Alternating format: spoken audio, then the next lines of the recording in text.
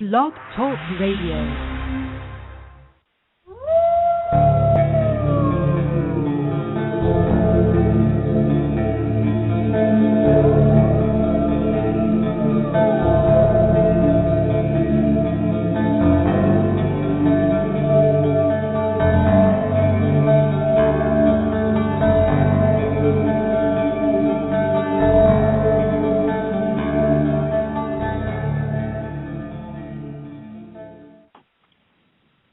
Hello, welcome to tonight's Crossing the Bridge radio show, which is called Marilyn Monroe and the Cult of Mystique, Trapping Us All Inside Her Image. We say this because her image, which is still mass-marketed, took root on so many levels in public awareness and is still being cultivated, not just for material consumption, but as an idea. We'd like to take a look at just what this idea is. Good evening, Brable. Hello, Lala. Yes, good evening. I think we want to look at the illusion of what Marilyn Monroe is, and that's kind of a dangerous thing to do because people are so connected to this and so tied into this illusion of glamour and seductive sexuality that it almost gives their life meaning and substance. And so when we start to pull on that thread that is like a thread on your shirt, I think if we start pulling on that Marilyn Monroe thread, we will begin to unravel the whole illusion. And I wonder if people are ready for that. And that's why we accept instantaneously a Britney Spears appearing at every train station billboard from Paris to Dresden, and automatically, and we don't understand or we don't want to understand where does that come from, and why do we all know Marilyn Monroe? What is this damaged human being brought into our view, and how did we tie our identity with this broken person? And also, why did the social engineers, the creators of this illusion we live in, why did they constantly pick these broken women to put in front of us for us to worship? And if you go back into the history of, say, Hollywood, you see that they have purposely chosen from Clara Bow in the silent movies onward these kind of Marilyn Monroe clones that they ask us to worship. Most of them are very childlike. Most of them are situated in a seductive mystique. And that we accept them without even questioning their why they are there and why they are a female role model. Yes, the first Hollywood blonde bombshells were, or even sex pots. They didn't have to be blonde. They were really more like female impersonators. They were more about a fantasy about female sexuality and even feminine personality rather than a portrayal about real women. Yes, they were constructs. And even some of them who were the actual constructs admitted that. They admitted that they were this false persona. But they willingly, I know there are many, many people who will see Marilyn Monroe as a tragedy, as a victim, and absolutely she was not, and I know that's not going to be popular. But this woman knew what she was doing and what she wanted, and in the beginning she was damaged, abused, that is for sure. But she reached a point where she said, I want to play at this top level, and I will be willingly manipulated, and I will go along with this. And that was the beginning of what you have said, Lala, so distinctly, is the destruction of the cosmic polarity as a reality on our level, where we something was set in motion that destroyed this female dynamic and the male-female dynamic. So I think Marilyn Monroe was not just, as you said, a consumer-driven property, but I think she was like an injection, a needle into the soul of society to divide people. And I think she went along with it. And I think this probably broke her down even to a greater extent. Because remember the level she was playing at. She was with presidents. She was at the highest level of social engineering. And maybe she bit off more than she could chew. And she ended up, as did the president a year later. Well, as you probably know, the women's movement or feminism has prided itself in a way on having a more holistic view of Marilyn Monroe because they took into account her possible sexual abuse, her mentally ill mother who abandoned her. They saw her as a victim, as you said, of society, of commercialism, of sexism. But again, it's her victimization is, that role and all the things that go with it, the vulnerability, the mental illness, the ability to be molded and manipulated. That's the very thing that makes her fascinating and attractive. And that's a kind of sickness, if that's what makes her attractive. Also on that point, to go back a little bit and to reiterate the fact that the abuses probably did take place for sure. But she could have walked away from that. She could have walked away. And, there are stories now that movie moguls, the old men of the industry, abused her sexually even, 6 months before she died. But she willingly went along with that. She could have stopped, as Clara Bow did, and moved to a ranch in Nevada and had her breakdown there. She could have left it, but she didn't. In fact, she got in more deeper and deeper and deeper into politics and had the same doctor as John F. Kennedy did, the Dr. Feelgood, and just became more immersed in this the center of power. So I don't find her a victim at all. I think she knew exactly what she was doing, and I think if you do look at her life, you will see a pattern emerge that she was trying to position herself to be to play at this high level. Well, you've also said before that there's a pattern in the sense of the type of women that are chosen to become this type of icon, this type of cultural icon, this type of sex symbol. This is where the conspiracy is a conspiracy. People say it's the Illuminati and this and that and this, but what is provable and logical and scientific if you modeled this kind of person that Hollywood has looked for and gone after with purpose and with motivation and with a plan. They have looked for these vulnerable, broken young women. And it's a pattern, again, I hate to keep saying Clara Bow, but that's when it began, in the silent movie period. They looked for these troubled people who did not have roots. They were rootless, and they didn't know where to turn.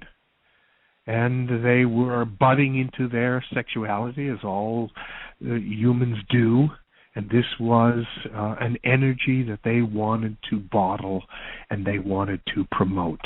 And it was an uncontrollable energy. It was not a directed energy. And they found this mental instability and sexuality a addictive kind of poison that they fostered or foisted onto our culture, our Western culture. And that's what they have been doing since the silent movies. People won't want to hear that. But if you look back and, these radio programs, I know I do this for my friends in France and all over, and in Germany and Croatia and the Czech Republic. We do this for their children who will one day say, why did you worship these people? Why? What did they bring to society? And they bring nothing. They bring an emptiness and an emotional unraveling that I, again, see every day with people who buy into this empty system. And these people are there to give you emptiness, and that's it. And Marilyn Monroe was an empty human being who gave a false persona. And this is, again, as you mentioned, the male-female impersonators. They give you a false persona. And they leave you empty. It's not real sex. It's not real love. It's not real energy. It's a false. Not real life. Yeah. Yes, it's not I real think life. that's an So we are. important point because the whole projection that is being put out is like they are saying that the ideal woman is mentally imbalanced, immature, vulnerable, and always sexually available. Yes, and here's another thing, Lala. Here's another thing. Excuse me for interrupting, but this will not be popular either. But have you noticed women now becoming 45, 50 years old, and they all want to look like they're in junior high? And for the Europeans listening, this is your middle school, your 15-year-old, 16. They don't want to look like adults. They want to look like teenagers. And this is the big, they will wear the jeans, they will wear them tight. They all want to recapture that time where they didn't have to think. And I look at them and I say, you're giving away society when you want to be a teenager again. One point and this comes make, from the Marilyn Monroe syndrome. This comes from the attitude of just look at me as a sexual object. And no, I don't want them to all be nuns. There's a place for sexuality for sure. But I'd like to point something out, though. Sure. And that is that it's not just they want to go back to the time when they didn't have to think and they could be immature, but that is also the time when a female has the most power sexually, is in their teenage years. So it's also trying to, according to our culture, that is what they are trying to recapture also, a time when their sexuality held power over men. So, but I agree that that's also an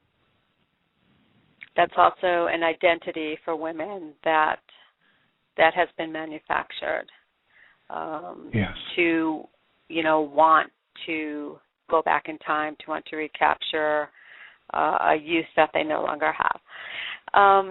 One more thing is... go ahead. I know. I just wanted to also re-point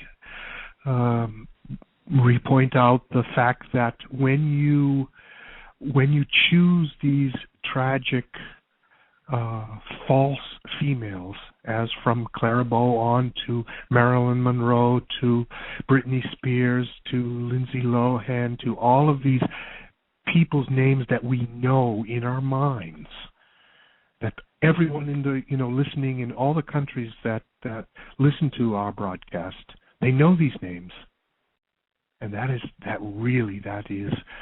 what the Marxists knew, the Leninists knew, that this kind of imagery was the way to get into the soul, the way to get into the human mind is with these kind of images. And these are what these images are doing. They are purposely choosing these flawed, broken women who come from abuse and come from a rootless culture, and they thrust them upon us as models for us to we cannot do anything but worship them because they are everywhere.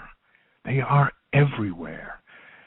Yes, we laugh. Oh, yes, these sisters and this and that, and we laugh at their emptiness. But nothing else is. Everything else is pushed away. But these icons that they have created. Absolutely. We have a caller, so I'd like to take that call now. Sure. And hello, caller. Hi. Yes. Hi, caller. Yes. Thank you for calling in. Oh, you're welcome. It's very interesting, and give me a moment here to gather my thoughts. I want to comment about what you're saying about Marilyn Monroe, and I wonder if you make a distinction between the public persona of Marilyn Monroe is empty and false, but she herself as a human being is as, spiritual and real as any one of us. Because, to objectify her as a false person or having a false persona, which she does have, I mean, to me that seems that's the business of Marilyn Monroe, or that's the public, image, that's the marketing people, or as you call the social engineers who have generated all that. But everyone is a human being. So I wonder what how would you respond to that? Well, that's a good question. And it's a fine line we walk. Because there has to be an acceptance along the line. Nothing was done to her that she didn't allow to be done. That's the first.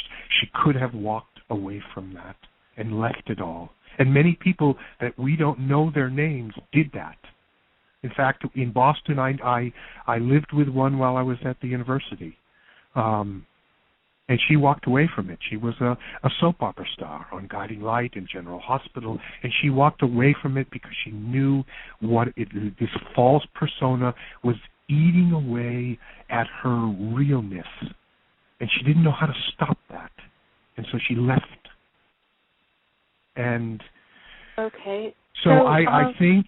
I'm sorry. Go ahead. No, you go ahead. No, and I think that there is a time where you lose your soul. I mean, you cut off. Complicit, right? She became complicit in the process of, that was either done to her or that she chose, or she didn't walk away like the woman who did. Absolutely. Absolutely. She was playing at the highest level weeks before she died. She was trying to manipulate or trying to negotiate, one of those words, with the President of the United States. That is not someone who is, as we say in sports, a minor leaguer. That is someone playing at the highest, most dangerous level in society. That would break most of us. Most of us could not take that pressure to deal, negotiate, to perhaps blackmail the President of the United States and think that she could get away with it. That's for me, that is not someone who is a victim. That's someone playing a dangerous game, and that broke her. So, okay, just assuming that that's all true, for the sake of argument, but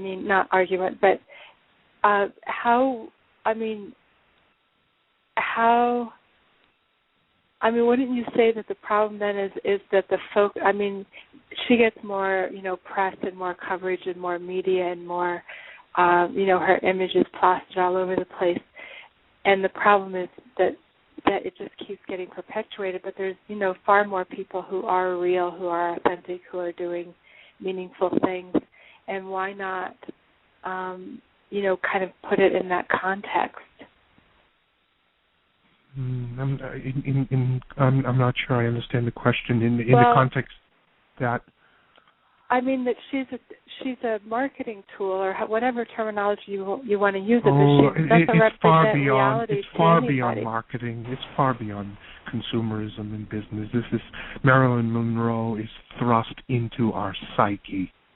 Our psyche. They could choose anyone for marketing. She's thrust into our psyche. She's there daily into our psyche. She's in, and I'm sorry to say it, but she's in Target and she's in Walmart.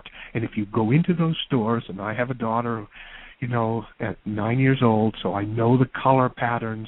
I know there's pink everywhere. There is this movement.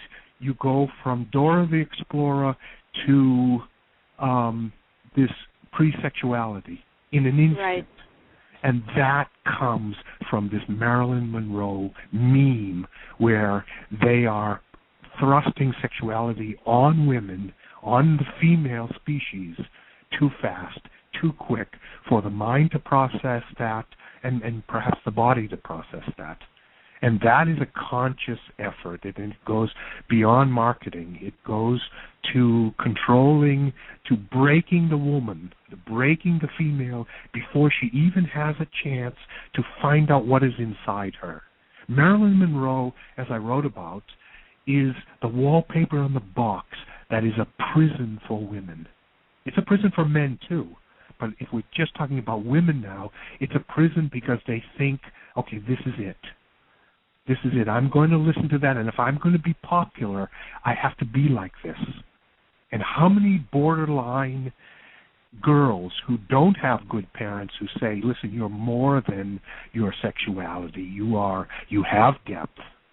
And how many parents, and I try to do that and sit down and say, okay, this is your soul and this is your spirit, and these things need to manifest. I don't know. And then they follow along and they say, for me to be attractive to men, I have to be this way. And they get caught up in it, and it's funny. They see the sitcoms. It becomes a whole kind of a whole meme, what it means to be a woman. That's or what it takes to be liked by the opposite sex. And I'd also like to add that at the same time that this artificial form of female sexuality was created, at the same time, writers such as Norman Mailer, who have gone on about, who wrote the book Marilyn, but other writers too, and the press went on endlessly about her naturalness in front of the camera, her natural, innocent, childlike qualities, her vulnerability, her natural sensuality. The hype was all about how natural she was, but at the same time, it seemed that there was nothing really natural about her or her persona, and that she was, again, a product that was created. I put a photograph on my blog of the room she died in. The room she died in was as depressing as I could ever imagine. I know there were comments that she was starting to decorate the room, but this is a woman who could have anything in interior decorating, and her room had nothing on the wall. There was no book that she loved, no stuffed animal, no knick-knack that meant something to her. It was just things were on the floor. The bed, it didn't even have a headboard. It was a mattress. And now there are vicious rumors out there that she was a physically dirty woman. I mean, in her personal hygiene, she didn't wash. Now, what is going on here? What is being thrust on us? And that's all. I don't have all the answers, but we must begin to question why things are thrust upon us and where they come from and why. Or we are colonized. And that is another meme people don't want to hear about, but the future people who hopefully will listen to this one day, we have been colonized. We in the West, our minds have been colonized by a group of individuals who do not want our progress and do not want our spiritual development. And I believe that. And this is one of the means they have placed in society to colonize our minds. I think the third world is definitely look for resources there. I think anthropology has been weaponized, and they have come into the Western world, and they've said, we're going to colonize these people, and we're going to change them at the very insides of their soul. And I'm sorry, but the evidence of that... I'm sorry? Who do you consider to be the we who is doing this? I think anyone who goes along with this, who perpetuates this. Responsibility is cumulative. So from the parent who keeps it going to the parent who doesn't say no, because if we are parents, the body image and the spiritual image of our children, we have power over that. We can say no, and that we can bring up children who are spiritually sound people and have the ability to say no, that doesn't look good, and I will say no. So responsibility is to everyone who accepts this, the cowards, the ones who actually put it into motion. But it takes millions of willing accomplices to create this kind of system. It's not a cabal in the back room. It's the lazy, non-courageous impulses in us to say, I don't care. I don't care about our neighbors, and then I don't care about my own children. To say, okay, let them have that. And I know it can be done. I know, and I don't want to praise myself, but this I will. I have done that. It is possible to raise children who have a positive self-image and have not bought into this system of self-degradation. And it can be done. And it has been done. I mean, that's why as a Western civilization has survived this long. Because some parents have learned to sacrifice for their kids. When that meme is gone. Marilyn Monroe, again, is there's no sacrifice. It's feel good. Like Kate Moss says, just let's have fun. Let's feel good. There's no sacrifice. And that's not how human civilization grows. There's always sacrifice. We always get gray hair because we worry about our kids on the playground. We worry about if they're reading enough. We worry constantly about things to give them a chance. So I think there's a whole other level of Marilyn Monroe we haven't even spoke about tonight. Let's feel good. Do what you want.